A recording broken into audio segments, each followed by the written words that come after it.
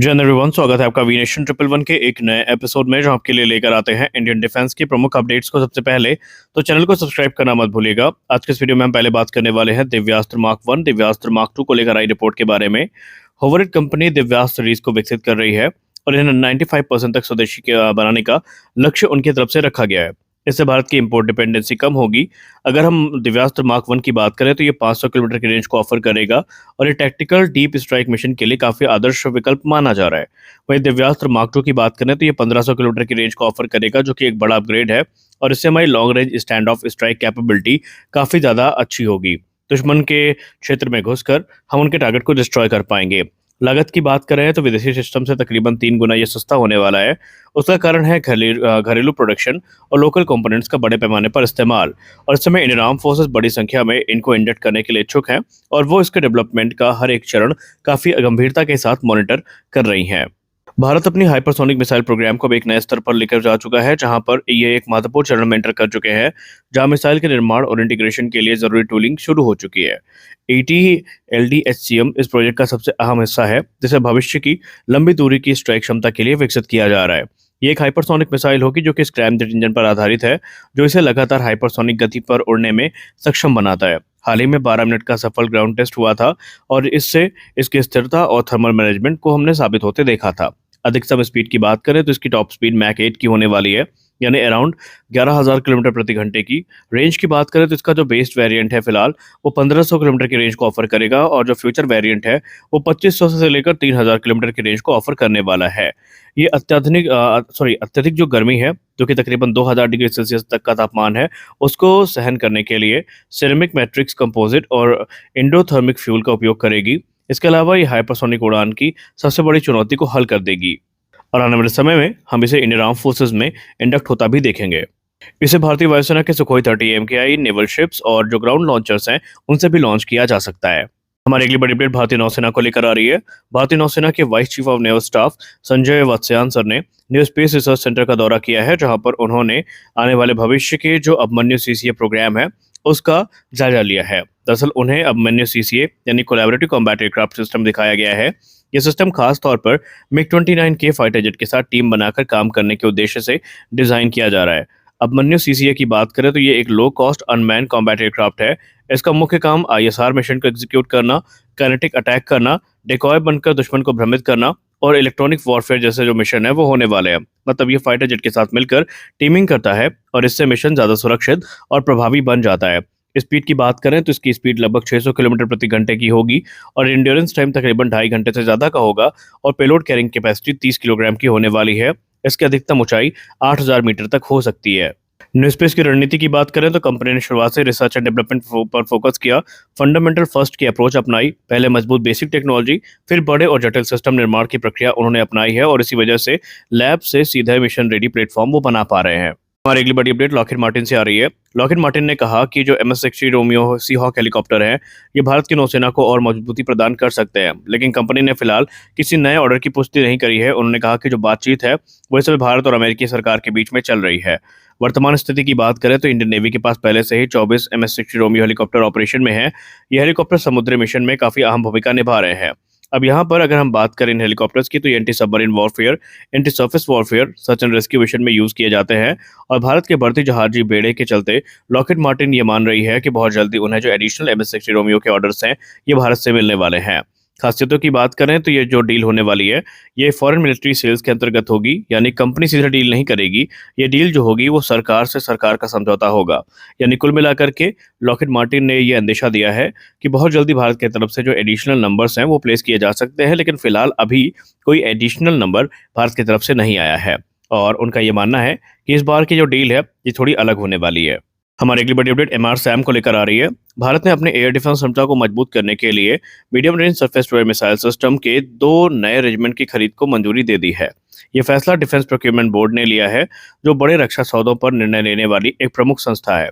MRSAM की बात करें तो इस सिस्टम को defence research and development organisation और इजराइल एरोस्पेस इंडस्ट्रीज ने संयुक्त रूप से मिलकर विकसित किया है और ये भारत के सबसे एडवांस एयर डिफेंस सिस्टम्स में से एक है। यह system fighter jet, cruise missiles और ड्रोन जैसे खतरों को 70 किलोमीटर दूर से ही देखकर तबाह कर सकता है और इसकी सटीकता का प्रमाण हमने ऑपरेशन सिंदूर में ऑलरेडी देख रखा है।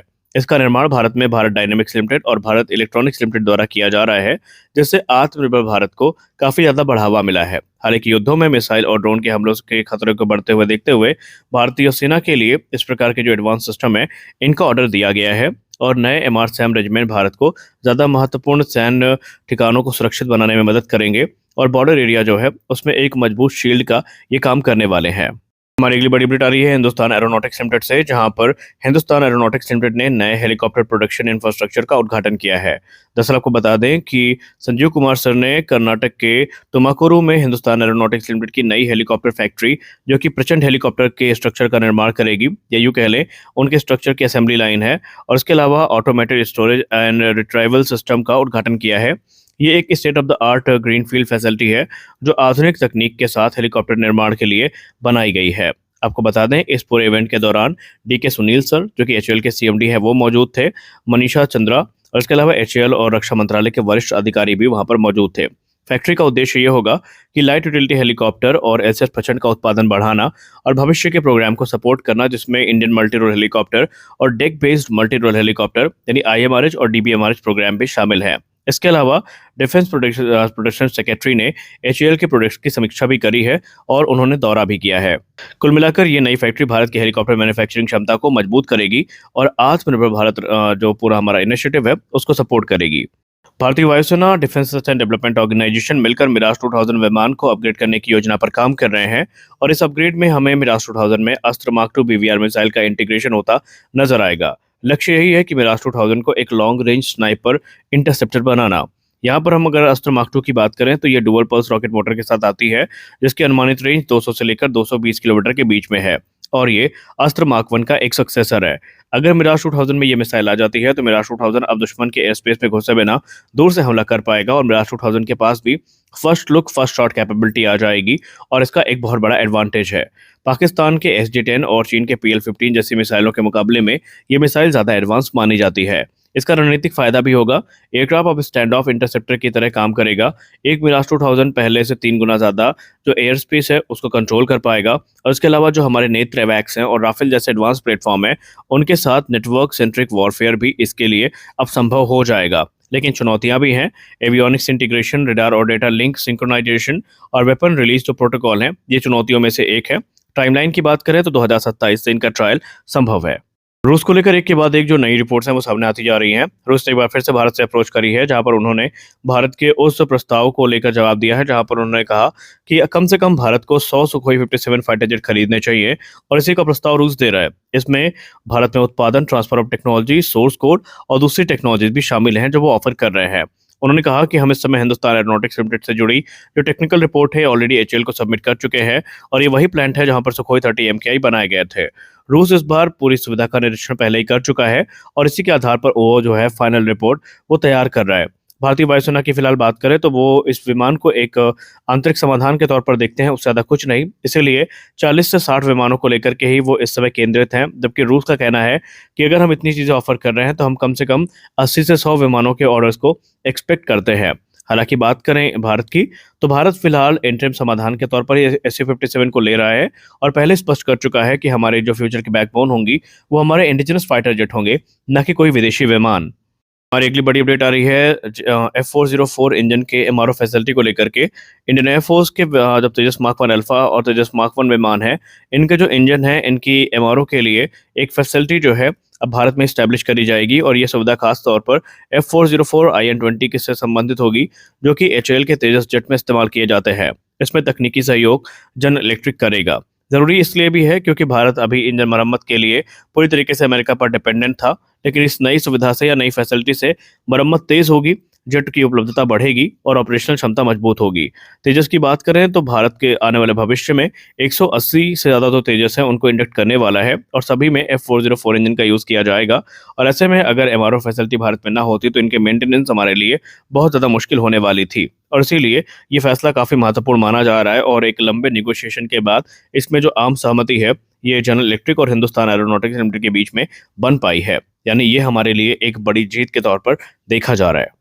हमारी अंतिम अपडेट भारत और अमेरिका के बीच में एक बड़े रक्षा समझौते को लेकर आ रही है, जहां पर जनरल इलेक्ट्रिक एरोस्पेस और हिंदुस्तान एरोनॉटिक्स लिमिटेड मिलकर फाइटर जेट इंजन बनाने का जो को प्रोडक्शन है वो करने वाले हैं।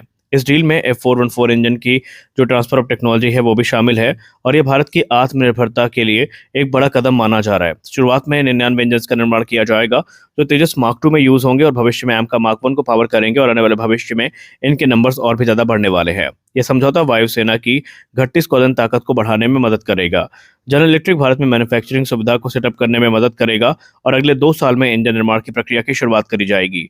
जनरल इलेक्ट्रिक तकरीबन 80% ट्रांसफर ऑफ टेक्नोलॉजी जो है वो भारत को देगा और आईपी कंट्रोल अपने पास रखेगा, जबकि अन्य जो अमेरिकी सप्लायर्स है वो हमें इसमें सहयोग करते नजर आएंगे। इसके अलावा जो जनरल इलेक्ट्रिक है वो भविष्य में AMCA मार्क 2 के लिए भी एक एडवांस 120 किलोमीटर का जो इंजन है वो ऑफर कर रहा है।